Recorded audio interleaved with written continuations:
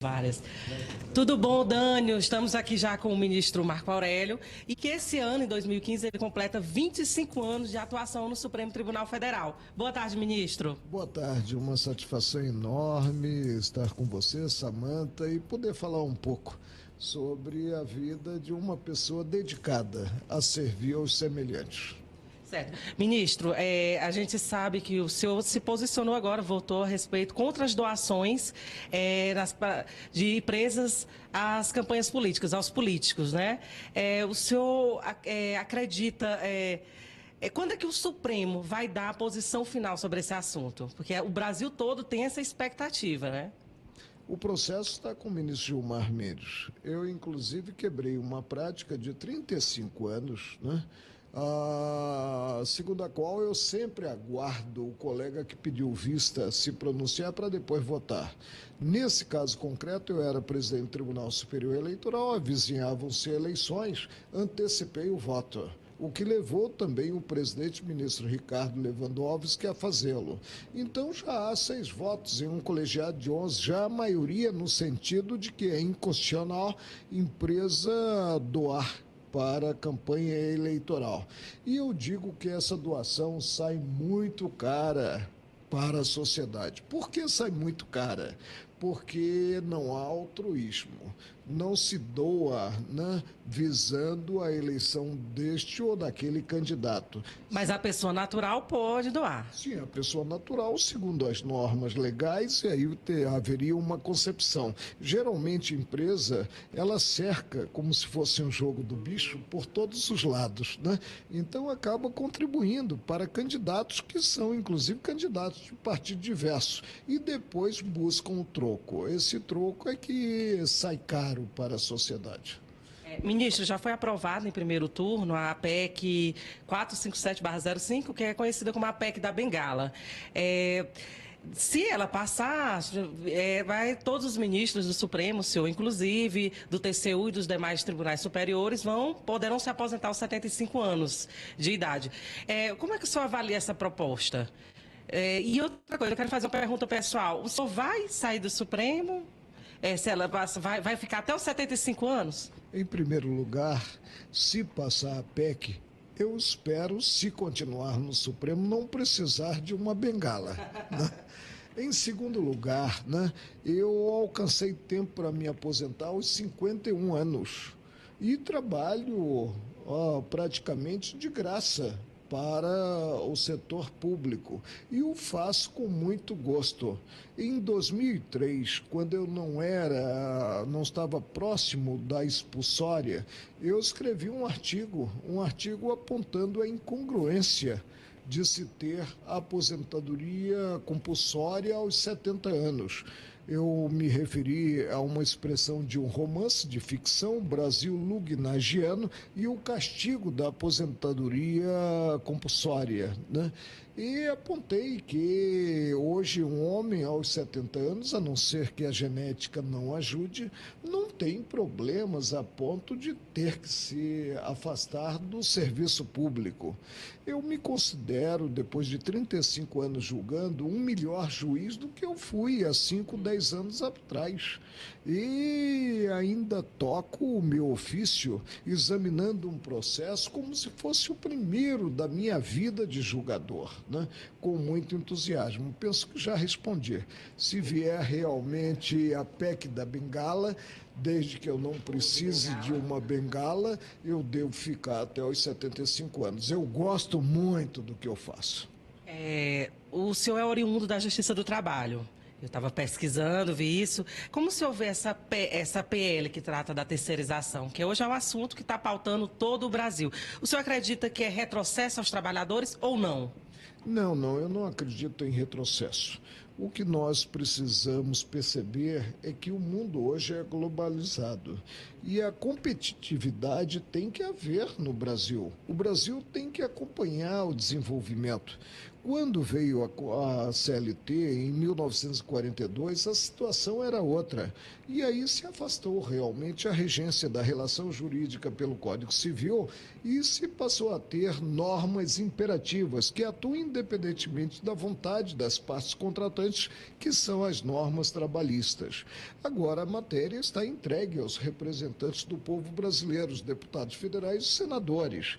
Há um processo versando-a, que é um recurso extraordinário com repercussão geral já admitida, um recurso interposto contra uma decisão do meu eterno tribunal, que é o Tribunal Superior do Trabalho, que glosou a terceirização.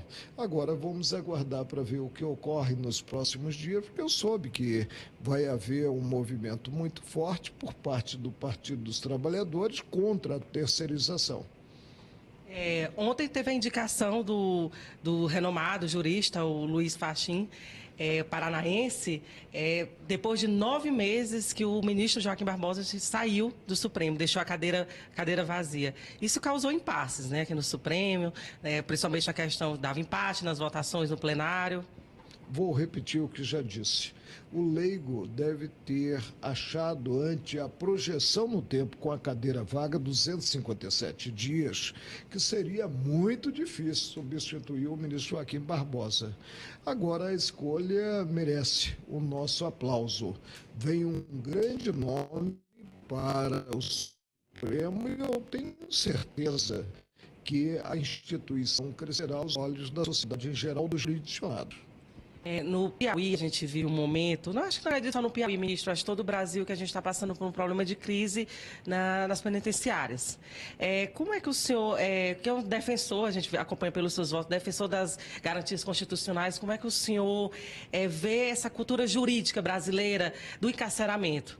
E outra coisa que a gente estava conversando antes também, as pessoas falam assim, o ministro Marco Aurélio, ele gosta de soltar bandido. Isso é verdade? Como é que o senhor encara essa visão que a sociedade tem do senhor? Em primeiro lugar, eu não forço a mão. A atuação do juiz é uma atuação vinculada. Vinculada a quê? Ao direito posto. Ó. Modifiquem a Constituição Federal. Modifiquem o Código de Processo Penal e o Código Penal, que eu vou mudar o enfoque. Agora, eu inclusive veiculei no jornal de grande circulação, a Folha de São Paulo, no dia 9, creio, de março. O dia seguinte ao dia 8 foi o Dia da Mulher. Veiculei um artigo, prende e solta. Quem prende e solta é o judiciário. E isso ocasiona descrédito, né? Qual é a regra que nos vem do princípio constitucional da não culpabilidade?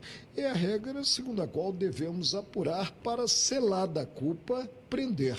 Não se pode ter execução provisória de uma pena que sequer, na maioria das vezes, está já imposta ao réu do processo crime, mesmo porque a liberdade perdida não é desenvolvida.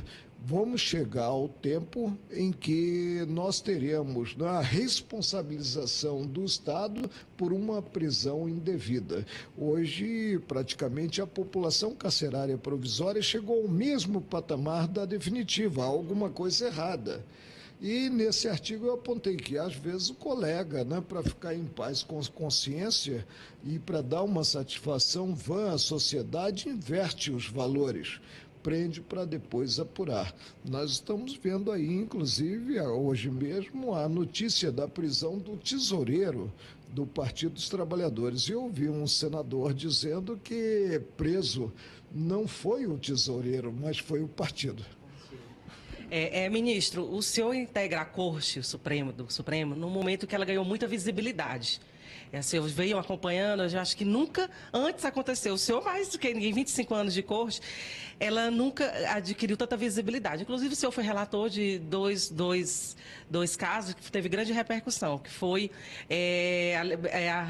ao aborto, no caso de fetos anencéfalos, e da validade da Lei Maria da Penha, né? O que o senhor atribui a esse momento, dessa visibilidade, desse protagonismo do Supremo Tribunal Federal? Hoje o Supremo é um tribunal mais solto. e que age realmente para tornar prevalecente a lei das leis da República, que é a Constituição Federal. E nós tivemos em 2001, 2002, e houve coincidência com o meu mandato como presidente do Supremo, né, a criação da TV Justiça. Nós aproximamos o judiciário da sociedade brasileira. Inclusive, né, ministro, o senhor também foi o pioneiro quando chamou no chat, chamou os internautas para conversarem, eu lembro disso. Sim, sim, eu acho que nós, servidores públicos, devemos constantemente prestar contas aos contribuintes. E se notarmos que os contribuintes não estão contentes com a nossa atuação, nós devemos rever os nossos atos.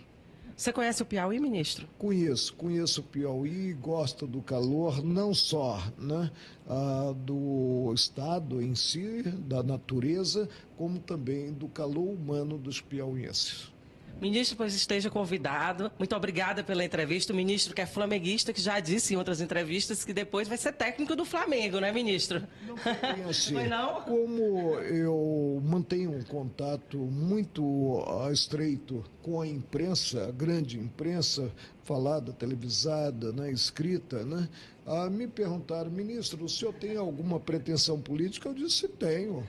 Ser presidente do clube de regatas do Flamengo. Mas claro que eu brinquei com a situação e não pretendo ser presidente, pretendo sim ser um torcedor, e um torcedor crítico quando o Flamengo não for bem. Atualmente ele está um pouco melhor. Era isso que eu ia falar, ministro, eu prefiro que o senhor fique na corte, não vá para o Flamengo, não. Pois é, não, eu realmente